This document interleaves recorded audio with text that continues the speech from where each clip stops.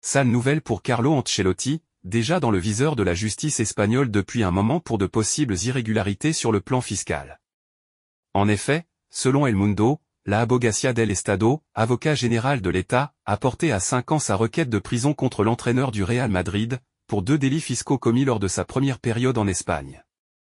Cet organisme s'accorde avec le ministère public pour dire qu'Ancelotti a fraudé le fisc, dépassant largement le seuil de 120 000 € par exercice, ce qui est considéré comme un délit.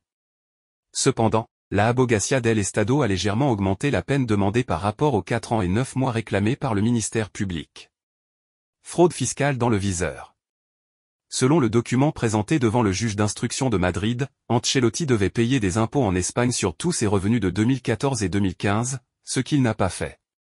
Les revenus, plus de 2 millions d'euros versés par le Real Madrid pour ses droits à l'image, ont été canalisés via la société Vapia Limited, située dans les îles Vierges britanniques. De plus, des paiements supplémentaires de 2,5 millions d'euros issus de contrats publicitaires avec des entreprises comme Nike et Nexon Europe ont été détectés.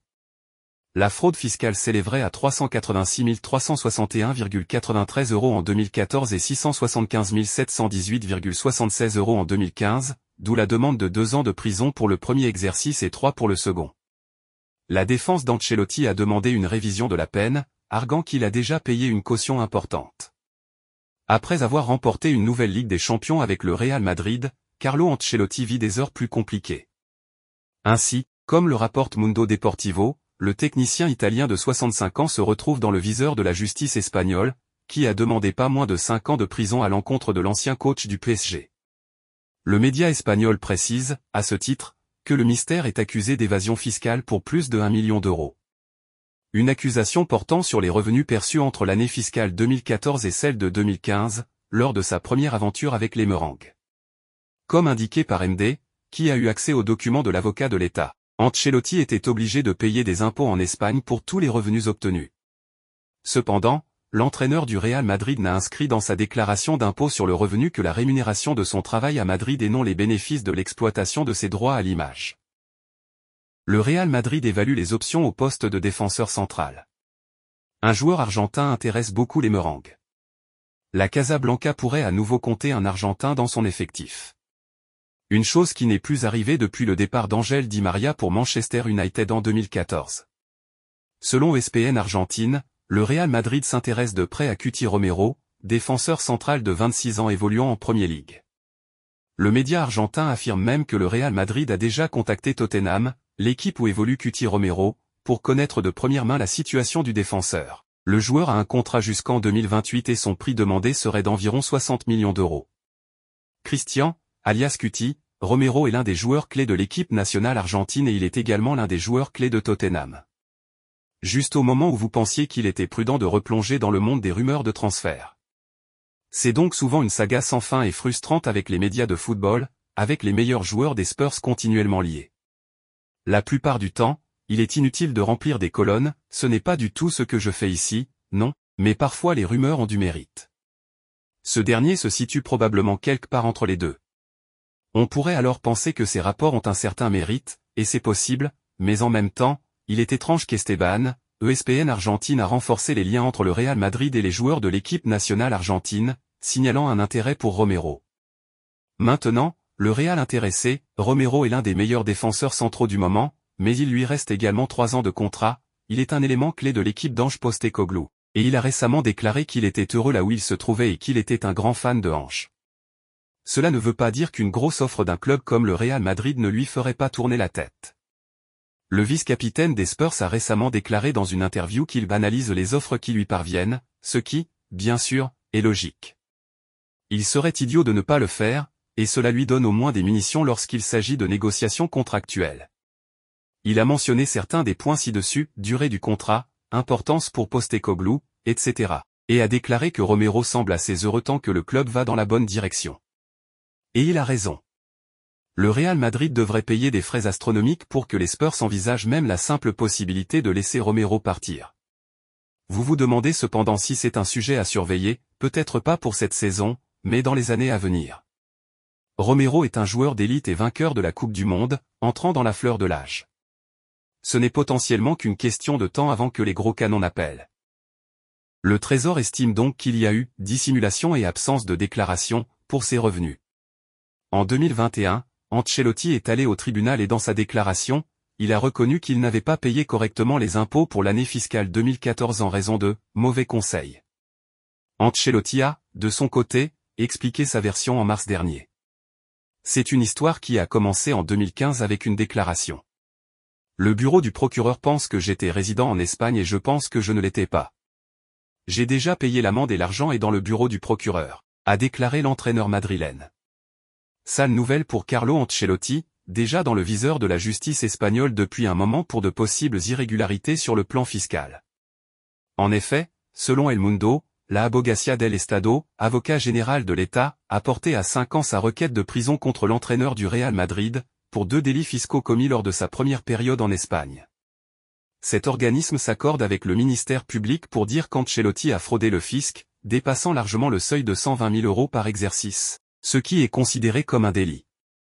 Cependant, la Abogacía del Estado a légèrement augmenté la peine demandée par rapport aux 4 ans et 9 mois réclamés par le ministère public. Carlo Ancelotti a été très clair. Ce lundi, l'entraîneur italien du Real Madrid a annoncé que le vainqueur de la dernière Ligue des Champions ne participerait pas à la Coupe du Monde des clubs 2025, du 15 juin au 13 juillet. Le nouveau format est censé réunir 32 équipes. La FIFA l'oublie, les joueurs et les clubs ne participeront pas à ce tournoi, a déclaré Carlo Ancelotti dans les colonnes du journal italien El Giornale. Un seul match du Real Madrid vaut 20 millions et la FIFA veut nous donner cette somme pour toute la coupe. Négatif. Comme nous, d'autres clubs rejetteront l'invitation. Une nouvelle formule plus ambitieuse. La FIFA espère donner une toute nouvelle dimension à la Coupe du Monde des clubs, une compétition peu suivie jusqu'à présent. Parmi les 32 équipes invitées pour l'édition 2025, se trouvent les vainqueurs des 4 dernières Ligues des Champions, Chelsea, Real Madrid et Manchester City, mais aussi d'autres clubs européens sur la base d'un classement établi à partir des 4 saisons passées, Salzbourg, PSG, Borussia Dortmund, Bayern Munich, Inter Milan, Juventus Turin, FC Porto, Benfica Lisbonne et Atlético de Madrid. Si, comme le prétend Carlo Ancelotti, des clubs comme le Real Madrid refusaient de prendre part à la compétition, il s'agirait d'un camouflet pour la FIFA. L'instance souhaite faire de ce rendez-vous un équivalent de la Coupe du Monde des sélections. Lenny Yoro n'est pour jouer au Real Madrid. Dans le cadre d'une interview accordée à AS, Youssouf Yazissi n'a pas manqué de vanter les mérités de Lenny Yoro, avant tout une personne formidable, quelqu'un avec des principes forts. C'est un joueur discipliné et travailleur. Il n'avait que 16 ans lorsqu'il a commencé à jouer pour l'équipe première, rappelle l'international turc.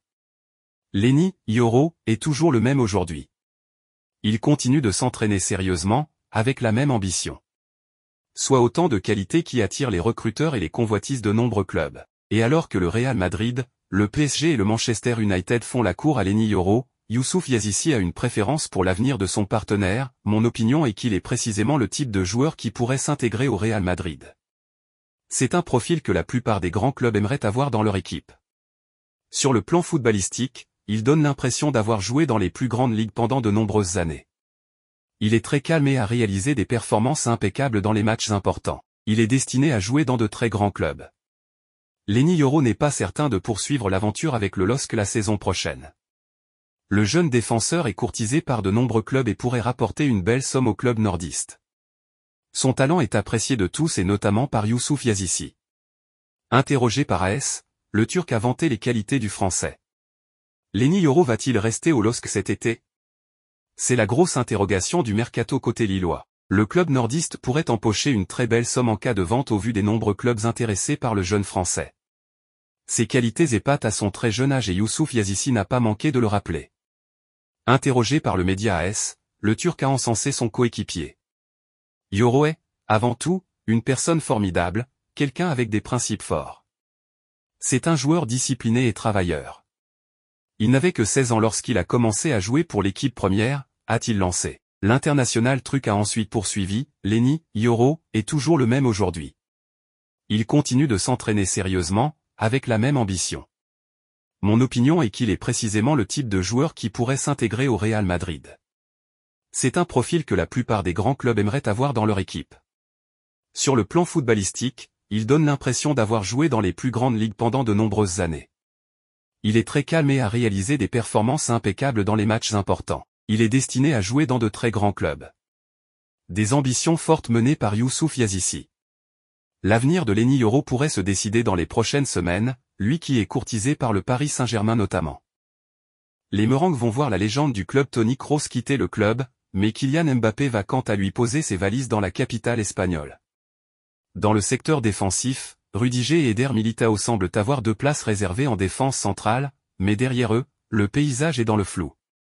En effet, Nacho devrait quitter le club et David Alaba pourrait également partir. Le jeune Lenny Yoro est alors dans le viseur de la direction merengue depuis un moment, lui qui a réalisé une superbe saison avec le LOSC, s'affirmant comme l'un des meilleurs joueurs d'Europe à son poste. Le Real Madrid ne va pas se précipiter. Les Madrilènes restent prudents et ne veulent pas aller trop vite en besogne. Le club espagnol espère toujours recruter le joueur de 18 ans, mais souhaite le faire à un prix raisonnable. La non-participation de Yoro à l'Euro et aux Jeux Olympiques pourrait amener à des négociations entre les deux parties. Ce transfert stratégique pour le Real pourrait aussi être compliqué par l'arrivée de Manchester United, comme le révèle Marca. Il faudra cependant suivre cela de près, mais ce qui est quasiment certain, c'est que le joueur va quitter le LOSC.